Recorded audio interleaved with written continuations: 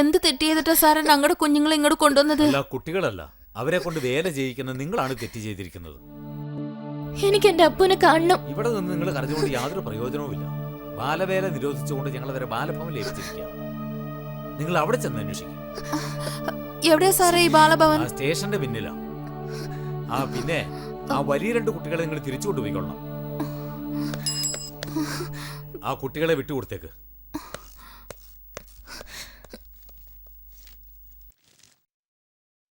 ഞങ്ങൾക്ക് പറയാനുള്ളത് നിങ്ങൾ കേൾക്കണം. നിങ്ങൾ അവരെ അത്രയ്ക്ക് സ്നേഹിക്കുന്നുണ്ടെങ്കിൽ അവർ നല്ല ഭക്ഷണം കഴിച്ച്, നല്ല വസ്ത്രം ധരിച്ച്, നല്ല വിദ്യാഭ്യാസം നേടി ഉയർന്ന രീതിയിൽ ജീവിക്കുന്നത് കാണാനല്ലേ നിങ്ങൾ ആഗ്രഹിക്കേണ്ടത്? കാലങ്ങളായിട്ട് നാടും വീടും വിട്ട് അലയുന്ന നിങ്ങൾക്ക് അതിന് സാധിച്ചില്ല, ആഗ്രഹിച്ചിട്ടും. അതല്ലേ സത്യം. നിങ്ങൾ അങ്ങനെ ആയതുകൊണ്ട് നിങ്ങളുടെ മക്കളും അതേ രീതിയിൽ തന്നെ വളർന്നു വരും. ഒരിക്കലും നിങ്ങൾക്കതിൽ കുറ്റബോധം തോന്നുകയില്ല. വാസ്തവം അതല്ലേ? സാറേ, ജീവിതകാലം മുഴുവൻ ഈ പ്ലാസ്റ്റിക് ഷീറ്റുകൾ മറിച്ച കൂരയിലാണ് ഞങ്ങൾ ജീവിക്കുന്നത്. ഞങ്ങളുടെ കുട്ടികളെ കിണറ്റിലെ തവളയാക്കാൻ ഞങ്ങൾക്ക് ഇഷ്ടമില്ല. നിവർത്തികേട് അങ്ങനെയൊക്കെ ചെയ്തു പോയി. ഞങ്ങൾക്ക് നിങ്ങളോട് കടപ്പാടുണ്ട്. പക്ഷേ പെട്ടെന്നിങ്ങനെ സംഭവിച്ചപ്പോ ഇനിയെങ്കിലും ചിന്തിക്കൂ. ഈ ലോകത്തുള്ള മറ്റെല്ലാ കുട്ടികളെയും പോലെ വയറു നിറയെ ആഹാരം കഴിച്ച്, കഥ പറഞ്ഞ്, പാട്ടുപാടി, ഒരുപാട് അറിവുകൾ നേടി, നല്ല ഉദ്യോഗങ്ങൾ വഹിച്ച് അന്തസ്സോടെ അവർ ജീവിച്ചോട്ടെ. അന്ന് നിങ്ങൾക്കും അന്നുവരെയുള്ള നിങ്ങളുടെ എല്ലാ കഷ്ടപ്പാടുകളും മറന്ന് അവരുടെ കൂടെ അലച്ചിലില്ലാതൊരു ജീവിതം നയിച്ചുകൂടെ? ഞങ്ങൾക്ക് ഇവിടെ വന്ന് കാണാൻ പറ്റില്ലേ? അതിനെന്താ, എപ്പോ വേണേലും വന്ന് കാണാം. എന്തായാലും ഇപ്പൊ നിങ്ങൾ പൊക്കോളൂ. ആദ്യ ദിവസം ആയതുകൊണ്ട് കുട്ടികൾ കൂടുതൽ അപ്സെറ്റ് ആവുമല്ലോ. ഒരു 2 ദിവസം കഴിഞ്ഞ് വന്ന് കണ്ടാൽ മതി. ആ ശരി.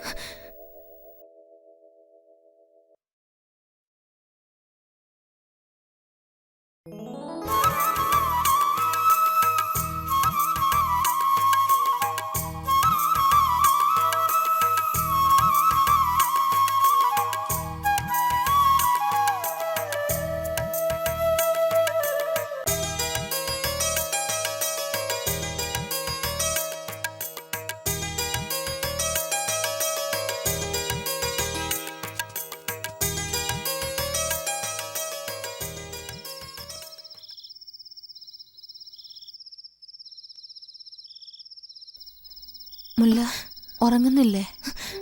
എനിക്ക് ഉറക്കം വരുന്നില്ല അക്ക. കള്ളം കുടിച്ച് മയങ്ങിയിട്ടാണെങ്കിലും എൻ്റെ അപ്പ ടെൻറ്റിലുണ്ടായിരുന്നെങ്കിൽ എനിക്ക് ധൈര്യമായിരുന്നു. അറിയാതെ ഞാനൊന്ന് ഞെരങ്ങിയാൽ പോലും ഞെട്ടി ഉണർന്നിട്ട് മോളേന്ന് വിളിക്കും.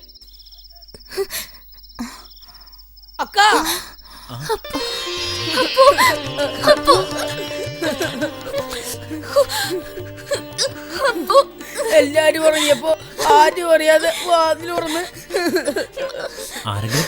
ഇല്ല.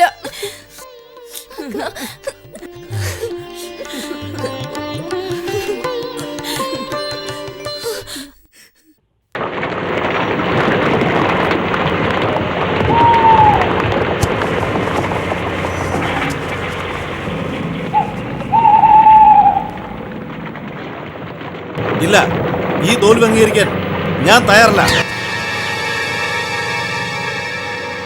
പക്ഷേ ഈ സാഹചര്യത്തിൽ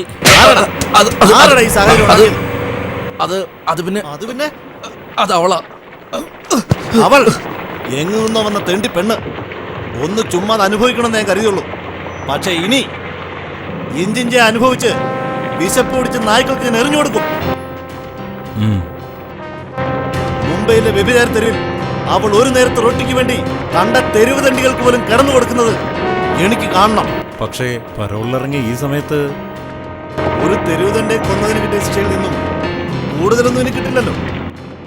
അപ്പൊ ഇനി നശിപ്പിക്കും ഞാനവളെ.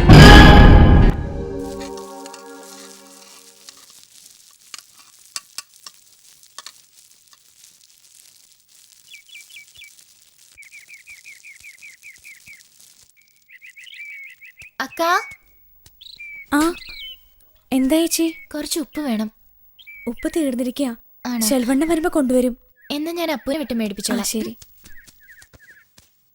അപ്പോ എന്താക്കാ? മോൻ പോയി ഒരു പാക്കറ്റ് ഉപ്പ് വാങ്ങ്. ആ. പാപ്പേട്ടാ എന്താ പോ ഉപ്പ്. ഇപ്പൊ തരാലോ. കളിയൊക്കെ അടിപൊളിയാവുന്നുണ്ടാ.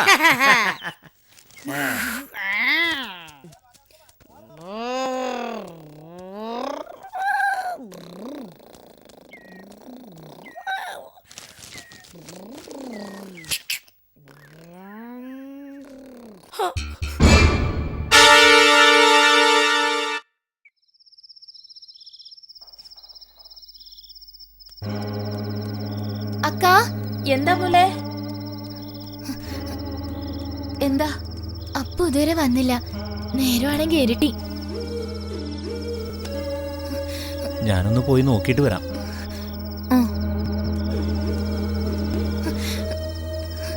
എനിക്കെന്തോ പേടി തോന്നുന്നു.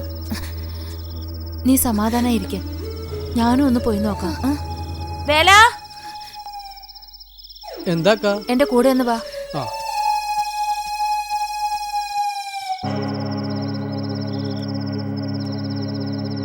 അണ്ണാ അപ്പൂനെ കണ്ടോ? വന്നിരുന്നു. ഉപ്പ് മാറ്റിച്ചോണ്ട് പോയി. ഏകദേശം 1 മണിക്കൂറേ കാണും. എന്തേ?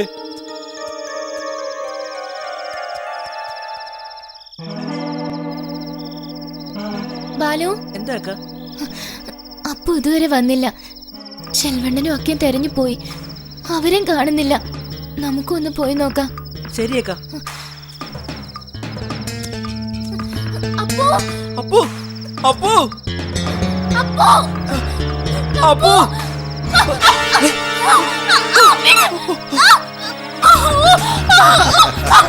അപ്പു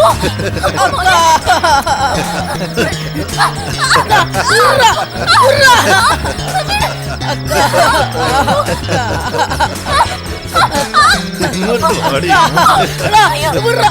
ഇങ്ങോട്ട് പാടി. പാടി ഇങ്ങോട്ട്.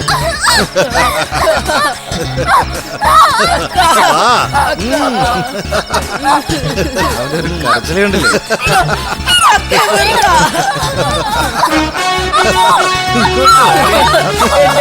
വിടാൻ പറ.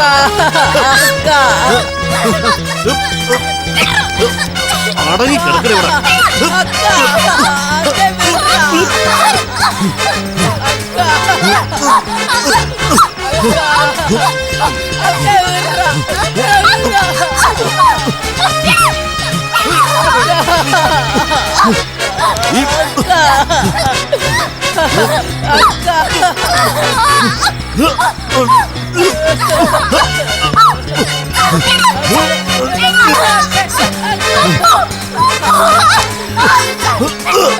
എന്റെ വിടാൻ പറ.